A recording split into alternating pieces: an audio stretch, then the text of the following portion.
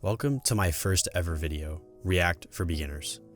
In this video, we will be building a to-do list app from scratch while also learning all about the front-end JavaScript framework, React. If you are new to the channel, please like and subscribe. And without further ado, let's go ahead and get started. Now, if you are a beginner, the first question that may come to your mind is, what is React? Well, to summarize it in a short sentence, React is a declarative JavaScript library for building user interfaces. It gives you, the developer, a way to describe your UI and ways to make it reactive to certain events that happen on a web page. In order to get the most out of this video, it is best that you already know a good bit of HTML, CSS, and JavaScript. So with that out of the way, let's get started. Most web developers will tell you that the worst part of the job is learning how to set up Webpack configurations. Lucky for us, the React team has given us a command line tool to bootstrap together a project in just seconds. First, navigate to your command line and make sure that you have Node installed by typing the command node-v. Once that is installed, execute the command npx create react app react to-do list.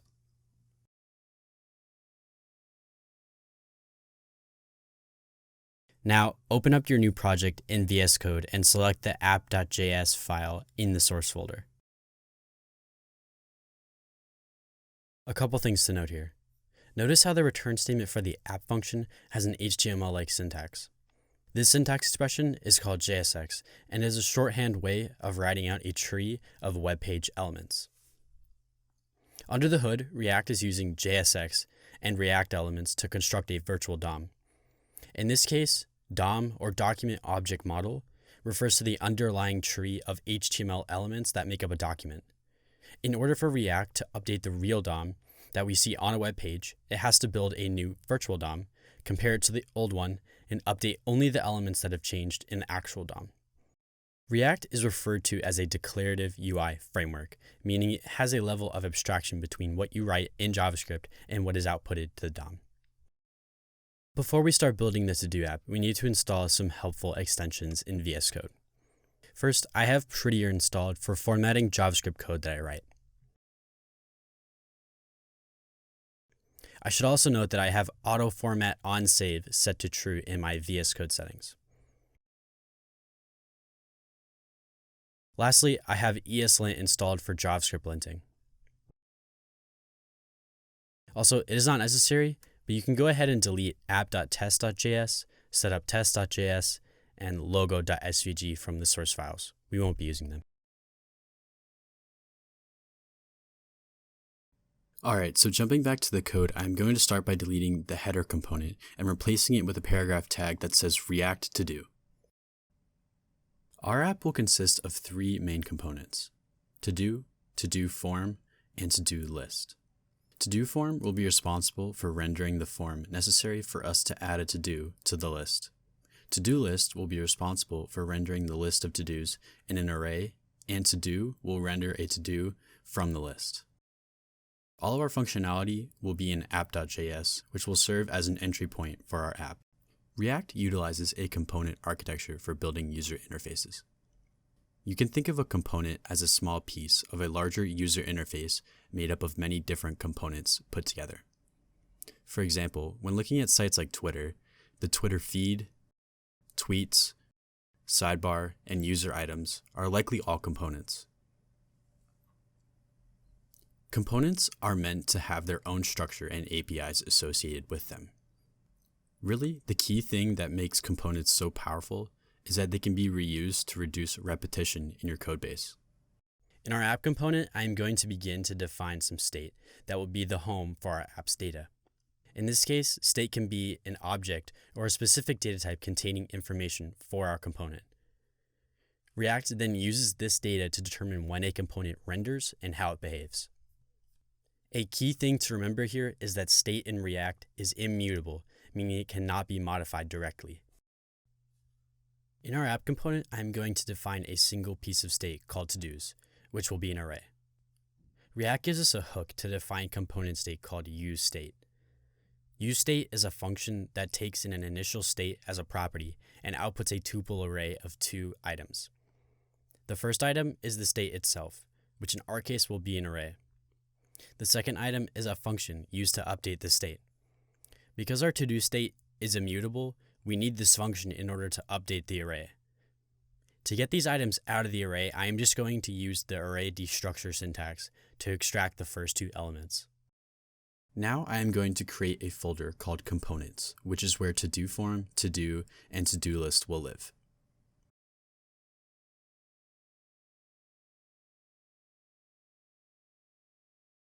After creating these files inside of the components folder, go into todoform.js and define a function called todoform.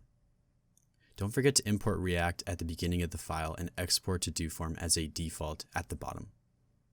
In the todoform function, go ahead and return a form element with an input and a button inside of it.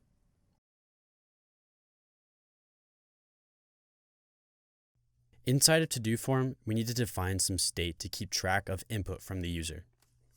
At the top of todoform, I am going to define a state called todo, with setToDo as the function, initialized as an object with three properties: ID, which is a string, task, which is a string, and completed, which is a boolean. Completed will be used to keep track of whether or not the to-do has been marked as completed, and task will be the text describing the to-do.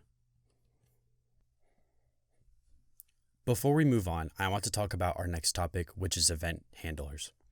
The way React handles events is unique compared to other front-end frameworks. In React, all JSX elements have default camel case properties on them that contain all of the standard DOM event handlers, such as click, submitting for forms, and typing input.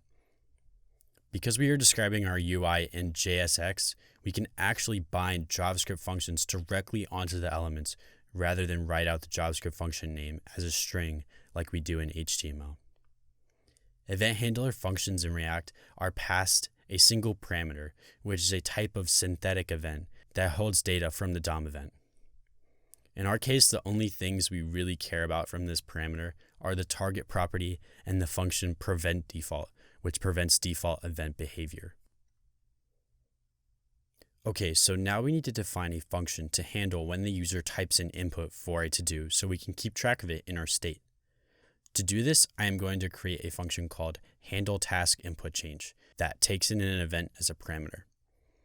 This function will be responsible for updating the task property on our to-do object.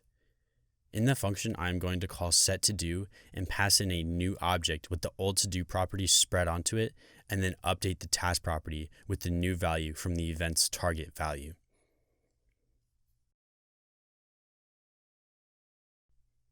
In this case, the event's target value contains the new input text from the user. Moving down to our return statement, I'm going to define the onChange function to run our new handleTaskInputChange function every time the event is fired. In this case, onChange will fire every time the input value changes. Also, I'm going to set the value of the input to be the to-do's task, because that is what is being updated every time handleTaskInputChange is called. Okay, so now that we have some input data to work with, we need to be able to handle the case when we want to add a new to-do to the list. In app.js, I am going to create a function called addToDo that will take in a to-do and add it to the array of to-dos. There are many ways of doing this, but I prefer the spread syntax in JavaScript over some of the alternatives. In order to add the to-do to the list, I'm going to create a new to-dos array by calling the setToDos function and then passing in an array with the new to-do added to the beginning and the old to-dos array spread over it. Before we move on, I want to mention properties first. Properties in React are parameters that live on JSX elements that look identical to HTML properties. The only difference is that we are writing our properties in JavaScript. Also, most of the properties we write in React will be in camel case, and will in some cases differ from their equivalent HTML properties, like for example, class name, area label, label for, etc. The last thing I want to mention here is that props are unidirectional data, meaning that they only flow in one direction, which in our case is top-down. Parent components can only pass props to child components, and child components can only receive props from parent components. Jumping back to the code, I'm going to pass our new add-to-do function to the to-do form component as a prop. Now in our to-do form component, I'm going to destructure the add-to-do function from the props parameter, which in this case is the first one. When the user submits the form, we want to then add the form's to-do from the state to the list of to-dos. In order to do this, I'm going to create a handle submit function, which also takes in an event from the DOM. Here I am going to call the prevent default function to prevent default browser form submit functionality. Then I am going to write an if statement that only gets called if the to-dos task is not empty by calling the trim function on our to-dos task string, which will remove white space from the string. Then inside the if statement, I'm going to call our new add-to-do function with an object that has the to-do spread onto it and an updated ID property. The way we are going to get this ID is from a package called uuid, which will generate one for us. To install this, open the console and type in yarn add uuid or npm i uuid. Then in our to-do form file, import uuid and call v4 to generate the to-do's ID. Then after we add the to-do, we want to reset the form by calling setToDo with a new object that has the old property spread onto it and an updated task property with an empty string.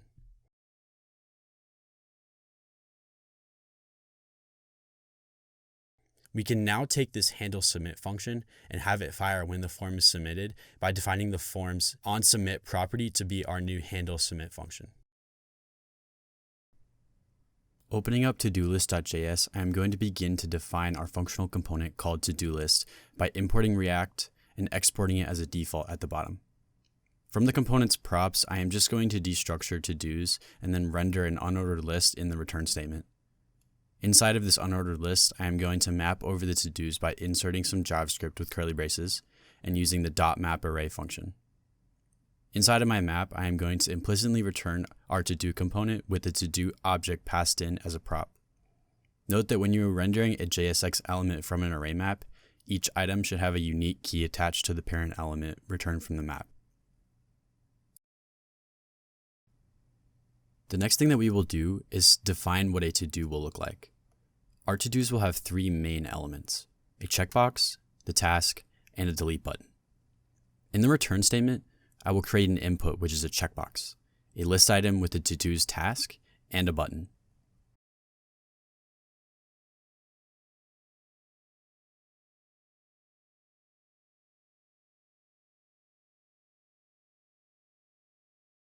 If I save this and start the server, I will actually get an error. This is because we cannot return multiple elements at once from a React component. React is doing some transpiling for us under the hood that turns our JSX code into nested react.createElement calls. A workaround to this issue is that we can just wrap our to-do with a div element. Another way you could achieve the same thing is by using react.fragment instead of a div if you want to avoid returning more HTML elements. You actually can attach custom styles onto elements in React by specifying the style prop with custom camel case properties that contain styles like display, color, text decoration. Here I will give the div a display of flex to align the elements next to each other horizontally.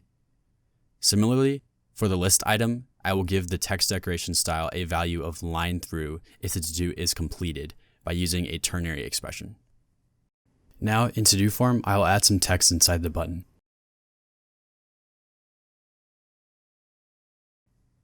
If we run the code we have written, we can see that we are able to add to-dos to our list, and our UI will update every time we submit our form.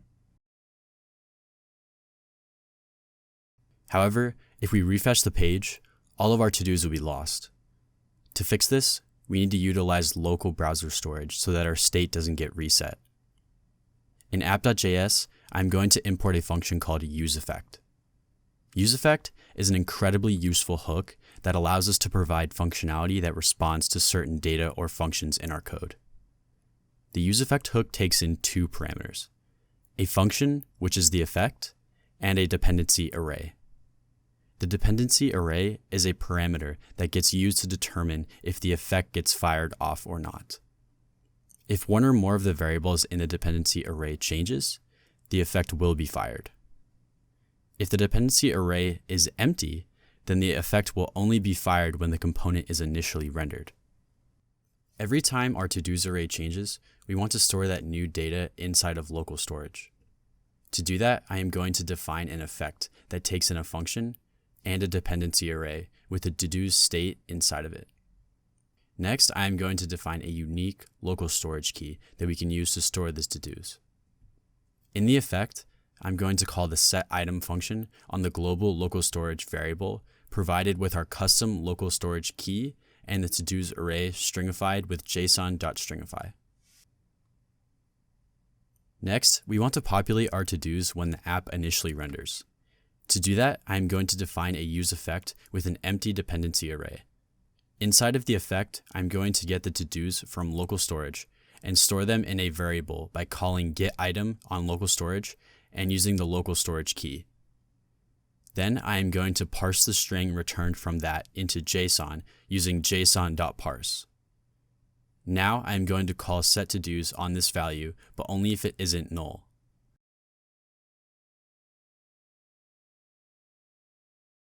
If we run the app again, we can see the to-dos are now persisted when we refresh the browser.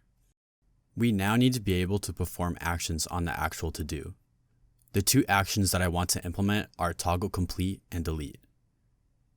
Navigate back to app.js and make a new function under add to-do called toggle complete, which takes in the ID of a to-do. In order to update the to-dos, we are going to call setToDos, and inside we are going to pass a new to-dos array, which we will get by performing a mapping. When we map over each to-do, we want to check if the ID of that to-do matches the one passed in. If it does, then we want to return a new object with the completed property negated. This will cause false to become true and true to become false when the function is run on a certain ID. Now take this function and pass it to the to-do-list component so we can reference it there. Now in Todo-List.js, we can destructure the toggle complete function from the properties and use it when we map over the to-dos by passing it again to our to-do component. We want the toggle complete function to fire when we click on a to-dos checkbox. To do this, I am going to create a function called handleCheckboxClick inside of the to-do component, which will call toggle complete with the to-dos ID. Then I am going to fill out the checkbox inputs onClick property to use our handleToDoClick function instead. Going back to app.js, we can now implement functionality for deleting a to-do. I'm going to create a function called removeToDo, which takes in an ID from a to-do. Inside of this function, I want to call setToDos with a new to-dos array passed to it with a removeToDo. Lucky for us, there is a handy prototype function for arrays called filter, which is excellent for removing items from an array. Filter takes a function, which it will then use to determine whether or not it should keep an element in the array. In this case, I want to keep the to-do if the ID is not the one I am looking for. Otherwise, remove the to-do from the list. The return value from this filter is another array of to-dos with the to-do of the same ID as the parameter removed from the array. Just like before, I want to pass this new function to To-Do-List as a prop so each to-do has access to it. Destructure this new property in To-Do-List and then pass it to the to-do component. Now in the to-do component, we can grab the function from the props and use it for our remove button. Just like before, I'm going to create a function called handleRemoveClick, which will call removeToDo with the to-dos ID. Now we can use this function as the onClick functionality for a to-dos remove button.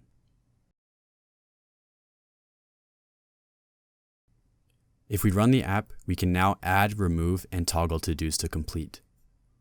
With the functionality implemented, I want to move on now to making the app look better. More often than not, I find myself using React component libraries rather than creating good-looking UI elements from scratch using CSS. It really all depends on your project's time constraints or requirements. For this video, I decided to use Material UI. We can add it to our project by pulling up the console and using npm install or yarn add Material UI core and Material UI icons. In app.js, I'm going to start by removing the header element and adding the typography component for Material UI.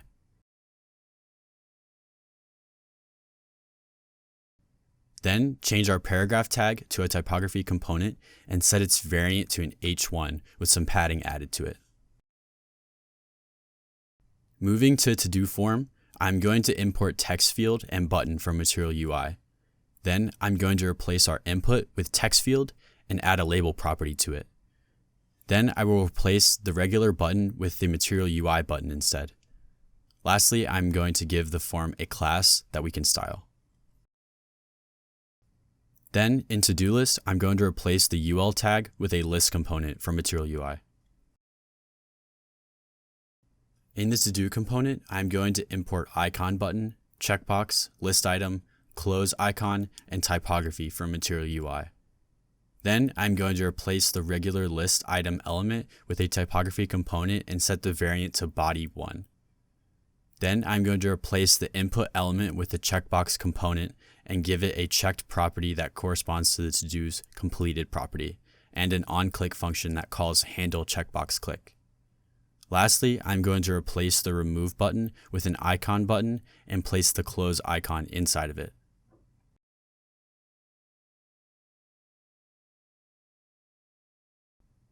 Finally, I'm going to add some styles to app.css to align everything to the center, set the element's height to 100%, and vertically center the to-do form elements. If I jump back over to the browser, I'm able to see our app in its completed state. This video was meant to serve as a stepping stone for those first getting started with React. If you enjoyed this type of video but wanted to see more advanced React concepts in the future, be sure to let me know down in the comment section. Thanks for watching, and I'll see you in the next one.